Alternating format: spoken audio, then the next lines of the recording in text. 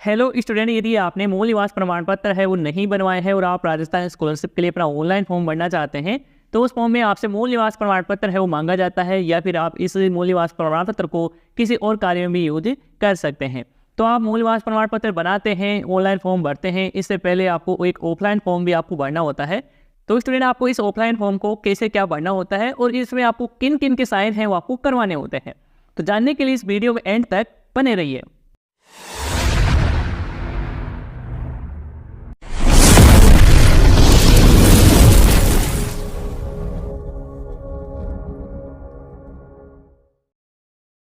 Student, सबसे पहले तो आपको इस मूल निवास प्रमाण पत्र के आवेदन करने के फॉर्म को डाउनलोड कर लेना है।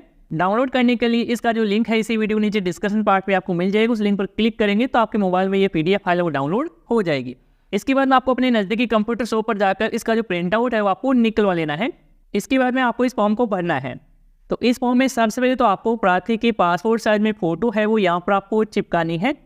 इसके बाद में आवेदक का जो आधार कार्ड नंबर है जिसके लिए आप मूल निवास प्रमाण पत्र बना रहे हैं उसका आधार कार्ड नंबर यहाँ पर आप डाल देंगे।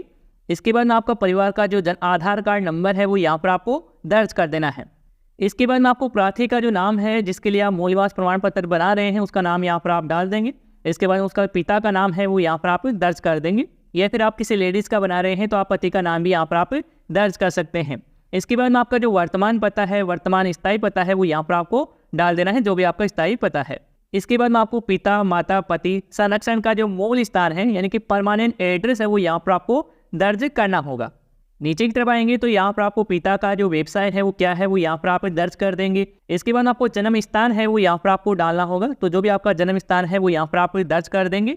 इसके बाद में आपको अपनी जन्म तिथि है वो यहाँ पर आपको दर्ज करना होगा। ये जो जन्म तिथि है वो आपको अपने 10th क्लास की मार्कशीट के अकॉर्डिंग ही यहाँ पर आपको दर्ज करना है। इसके बाद आप नीचे की तरफ आएंगे तो यहाँ पर आपको अपनी एजुकेशन से संबंधित जानकारी है वो आपको देना है।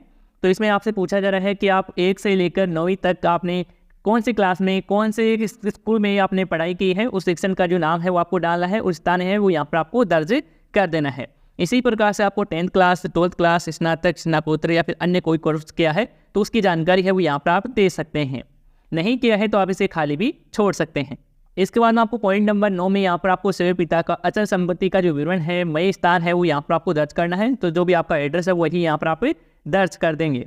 इसके बाद आप नीचे की तरफ आएंगे तो यहाँ पर आपको पॉइंट नंबर 10 देखने को मिलता है। तो इसमें आपसे पूछा जा रहा है कि क्या मतदाता सूची में आपका नाम है या फिर पिता का नाम है या पति का नाम है, तो आप यस का चयन कर लेंगे, हाँ यहाँ पर आप टिक कर देंगे। इसके बाद में 11वें नंबर पॉइंट पर देख सकते हैं कि आपका परिवार राजस्थान में कितने वर्षों से रह रहे हैं। तो आपने जितने वर्षों से आप राजस्थान में रह रहे हैं या फिर आपका जन्म ही राजस्थान में हुआ है तो आप यहाँ पर जन्म से कर देंगे। इसके बाद में स्टूडेंट यहाँ पर आपको जो अपना जो मोबाइल नंबर है वो यहाँ पर आपको डालना है जो चालू है। मोबाइल नंबर डालने के बाद आप नीचे की तरफ आएंगे तो यहाँ पर आपको महिला वर्ग के लिए दिया गया है। तो इसमें सबसे पहले आपसे पूछा जा रहा है कि क्या विवाहित है, तलाकशुदा है, विधवा है। तो यदि आप विवाहित है तो यहाँ पर आप विवाहित लिख देंगे। इसके बाद में क्या आपका विवाह है, कब और किसके साथ हुआ है उसकी जानकारी है वो यहाँ पर आप लिखेंगे। इसके बाद में देख सकते हैं कि पति का राजस्थान के मूल निवासी है तो यहाँ पर आप यहाँ का चयन करेंगे, नहीं है तो आप नहीं करेंगे।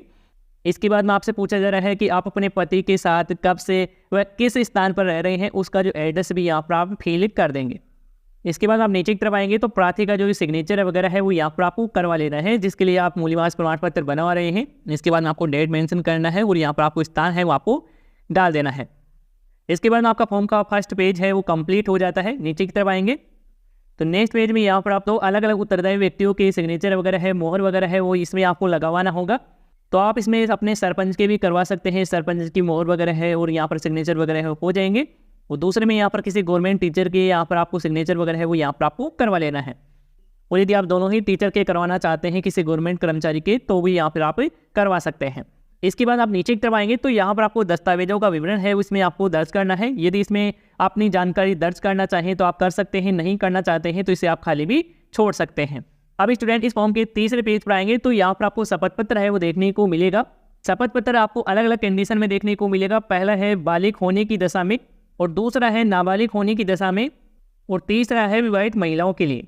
तो यदि आपकी 18 साल से ऊपर उम्र हो गई है और आप अपना मूल निवास प्रमाण पत्र बना रहे हैं तो आपको अपना ही नाम है इसमें डालना है, अपने पिता का नाम डालना है और अपना निवासी स्थान है वो डालना है। इसके बाद में आप मूल निवासी कहाँ के हैं, राजस्थान के हैं तो आप राजस्थान के लिखेंगे।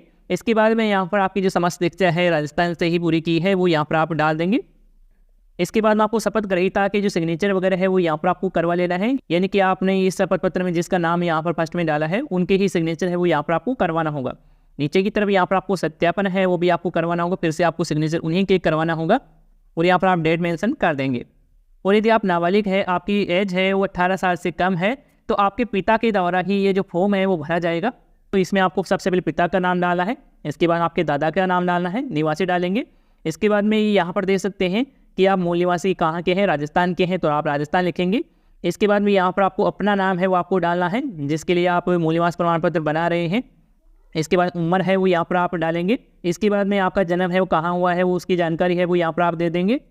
वो छात्र कौन सी कक्षा तक पढ़ा है उसकी जानकारी यहाँ पर आप डाल देंगे। नीचे की तरफ आएंगे और यहाँ पर आपको शपथकर्ता यानी कि आपके पिता है शपथकर्ता, तो यहाँ पर आपको पिता के सिग्नेचर वगैरह ही आपको करवाना होगा और यहाँ पर भी आपको सत्यापन है वो कराना होगा, उन्हीं के साइन है वो यहाँ पर आप दर्ज कर देंगे। इसके अलावा यदि आप विवाहित महिला के लिए मूल निवास प्रमाण पत्र बना रहे हैं तो इसमें आपको विवाहित महिला का जो नाम है वो यहाँ पर आपको दर्ज करना होगा। इसके बाद पति का नाम दर्ज करेंगे, निवासी स्थान है वो दर्ज करेंगे। इसके बाद में देख सकते हैं कि पति का नाम है वो यहाँ पर आप डालेंगे। इसके बाद में आपको शपथकर्ता के जो सिग्नेचर वगैरह है वो आपको करवा लेना है, यानी कि यहाँ पर जो फर्स्ट में नाम आपने दर्ज किया है उन्हीं के सिग्नेचर है वो यहाँ पर आप करा लेंगे, सत्यापन भी यहाँ से करवा लेंगे। तो इनमें से एक शपथ पत्र को ही आपको भरना है, तो जो भी आपकी कंडीशन लागू होते हैं उसके अकॉर्डिंग यहाँ पर आप फिल कर देंगे। तो इस प्रकार से आपका मूल निवास प्रमाण पत्र है वो कम्प्लीटली फिल हो जाता है। इसके अलावा स्टूडेंट यदि आप अपना मूल निवास का आवेदन फॉर्म कम्प्लीटली भर देते हैं, इसके बाद मूल निवास के लिए ऑनलाइन आवेदन करने के लिए इस मूल निवास आवेदन पत्र के साथ कौन से डॉक्यूमेंट है वो आपको अटैच है वो आपको करना होगा। तो डॉक्यूमेंट में सबसे पहला जो डॉक्यूमेंट रहेगा आधार कार्ड की फोटोकॉपी आपको अटैच करना है, उसको आपको स्वीय प्रमाणित भी आपको करना है, यानी कि आपको अपना सिग्नेचर भी इसमें करना होगा। और दूसरा डॉक्यूमेंट रहेगा वो रहेगा राशन कार्ड। यदि आपके पास राशन कार्ड है तो आप राशन कार्ड जरूर अटैच करें। इसके बाद में तीसरा जो डॉक्यूमेंट रहेगा जन आधार कार्ड, आपका जो फैमिली का जन आधार कार्ड है उसको आपको अटैच करना है। और फोटो तो आपने फॉर्म में अटैच कर दी होगी तो आपको फोटो की आवश्यकता अभी नहीं है। इसके बाद में यदि आपके पास वोटर आईडी कार्ड है तो वो आप लगा सकते हैं, या आपके पास वोटर आईडी कार्ड नहीं है तो आप अपना माता या पिता में से किसी एक का वोटर आईडी कार्ड लगा सकते हैं। इसके बाद में अगला डॉक्यूमेंट है 10वीं की अंक तालिका। यदि आप पढ़े लिखे हैं, आपने 10वीं पास कर रखी है तो आपको अपनी 10वीं की जो अंक तालिका है, मार्कशीट है वो भी आपको अटैच करने होंगे। इसके बाद में अगला जो जरूरी डॉक्यूमेंट है, इसके बिना आपका जो मूल निवास प्रमाण पत्र है वो नहीं बनेगा। तो ये जो जरूरी डॉक्यूमेंट है वोटर लिस्ट और बिजली का बिल या फिर बोनाफाइड सर्टिफिकेट, तो इन तीनों में से आपके पास जो भी अवेलेबल हो, जो भी आपके पास हो, लेकिन जो भी आप डॉक्यूमेंट अटैच कर रहे हैं फॉर्म में वह 10 साल पुराना होना चाहिए। यदि 10 साल पुराना नहीं होगा तो आपका मूल निवास प्रमाण पत्र है वो नहीं बनेगा। तो आप अपनी वोटर लिस्ट है वो निकलवा सकते हैं, आप अपने तहसील में विजिट करेंगे तो वहाँ से आपका वोटर लिस्ट है वो निकल जाएगा। या फिर आपके पास कोई पुराना बिजली का बिल है जो 10 साल पुराना हो वो भी आप लगा सकते हैं, या फिर आपके पिता या फिर माता का जो बोनाफाइड सर्टिफिकेट है, मूल निवास प्रमाण पत्र है वो भी आप अटैच कर सकते हैं। तो ये डॉक्यूमेंट आप तैयार कर लेते हैं, इसके बाद में आप फॉर्म में अटैच करेंगे। इसके बाद में आप अपना ऑनलाइन फॉर्म भरेंगे। ऑनलाइन फॉर्म किस प्रकार से भरना है इसकी भी जानकारी आपको इसी चैनल पर देखने को मिल जाएगी और उस वीडियो का जो लिंक है इसी वीडियो के नीचे डिस्क्रिप्शन पार्ट में आपको मिल जाएगा।